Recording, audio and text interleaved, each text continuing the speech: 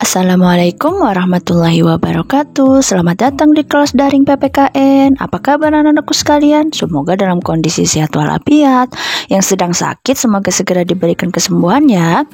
Anak-anakku sekalian, sekalipun pembelajarannya tidak tatap muka, kita harus memiliki semangat belajar agar cita-citanya dapat terwujud.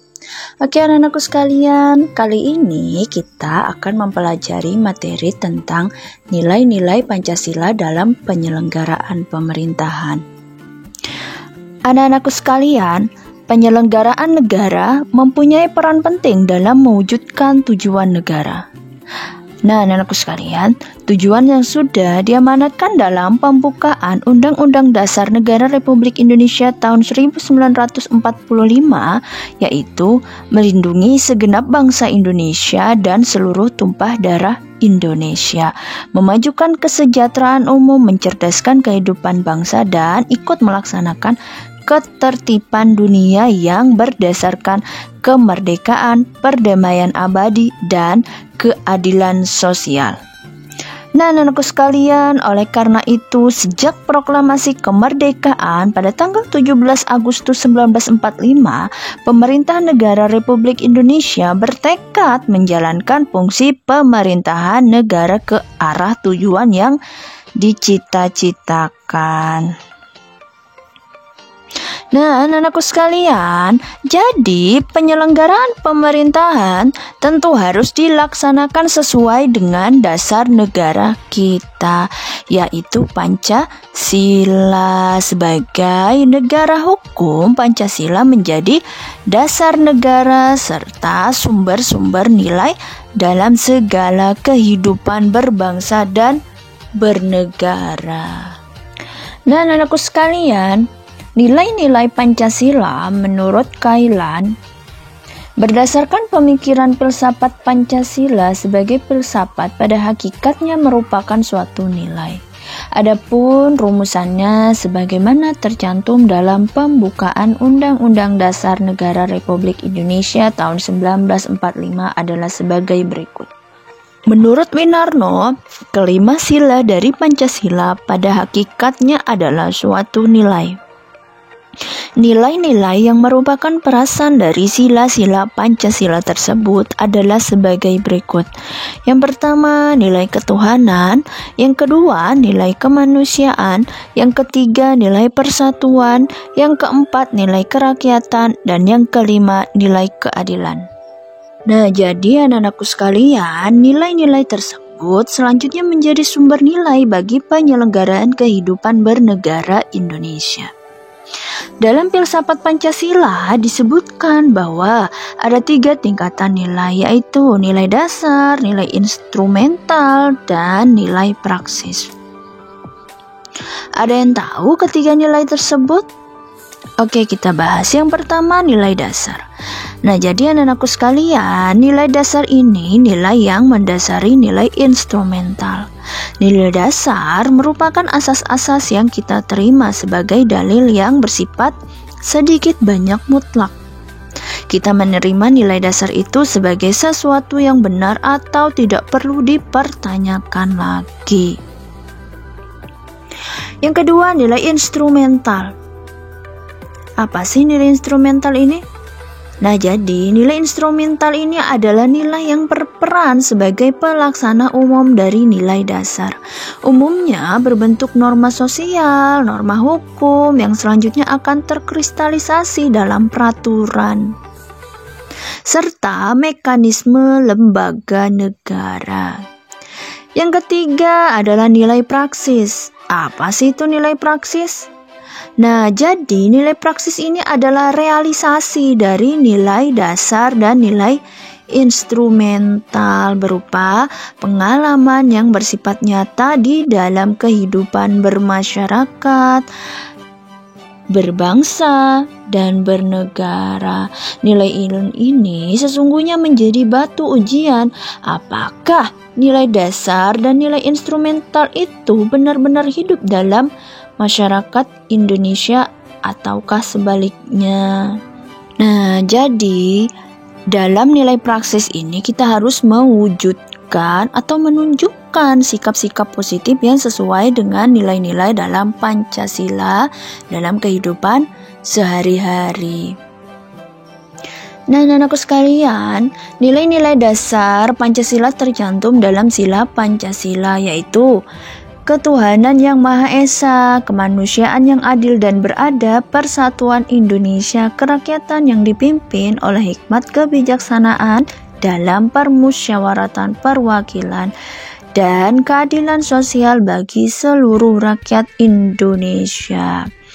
Nah, anak-anakku sekalian, nilai-nilai inilah yang mendasari nilai instrumental sila ketuhanan yang Maha Esa. Nah, anak-anakku sekalian, sila ketuhanan yang Maha Esa menunjukkan bahwa bangsa Indonesia menyatakan kepercayaan dan ketakwaan terhadap Tuhan yang Maha Esa.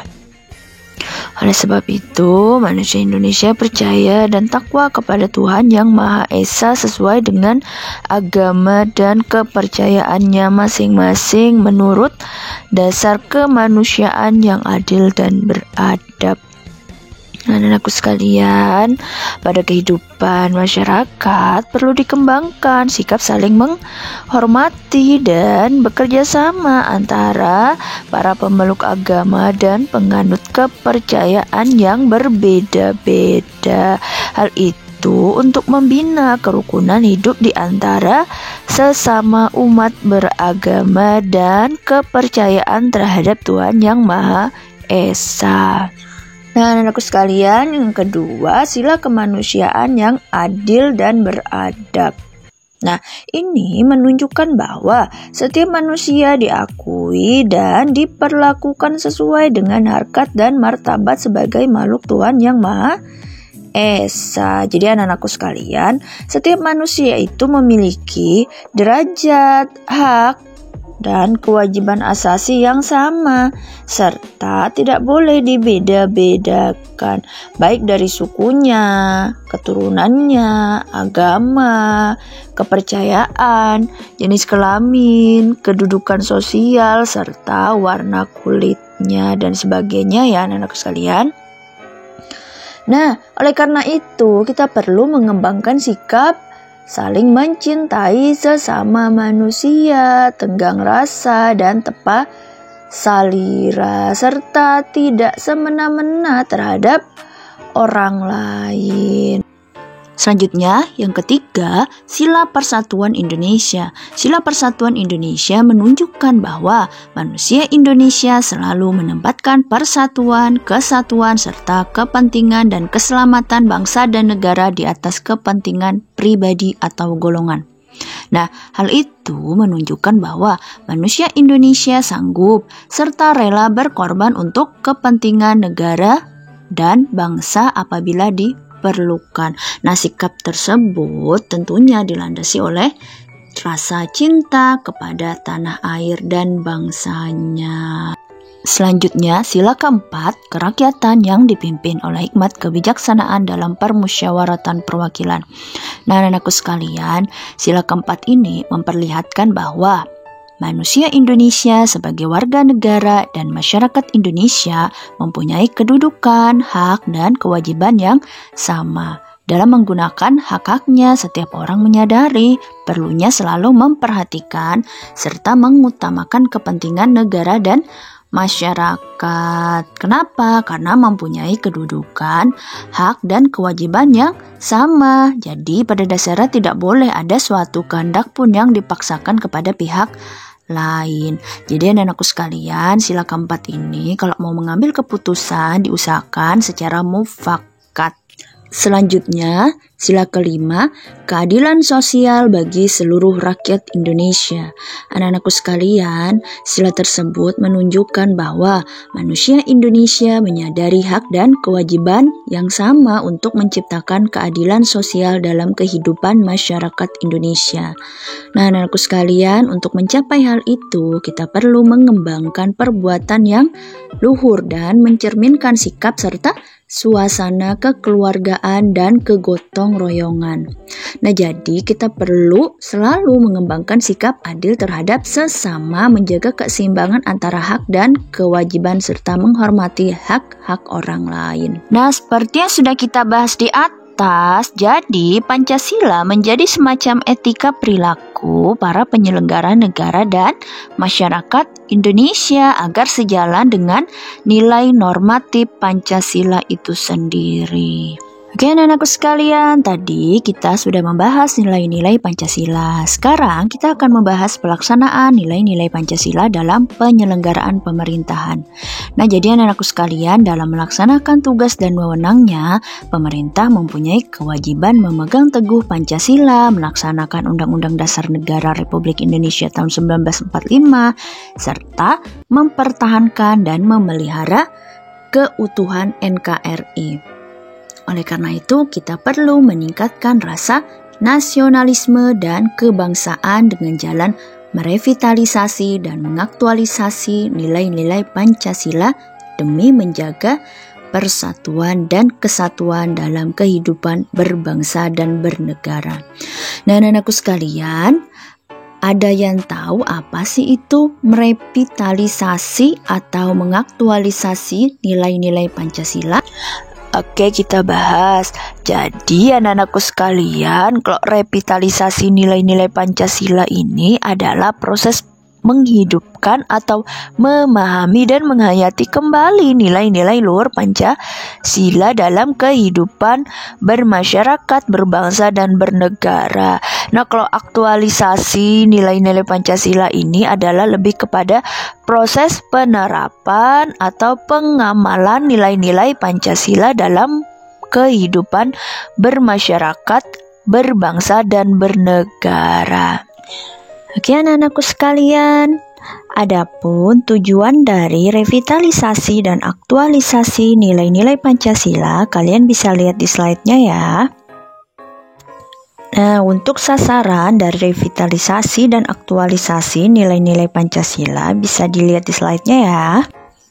Selanjutnya, untuk kegiatan revitalisasi dan aktualisasi nilai-nilai Pancasila, kalian bisa lihat di slide-nya ya. Nah, anak-anakku sekalian, adapun kegiatan revitalisasi dan aktualisasi nilai-nilai Pancasila dapat dilakukan dalam bentuk, bisa lihat di slide-nya ya.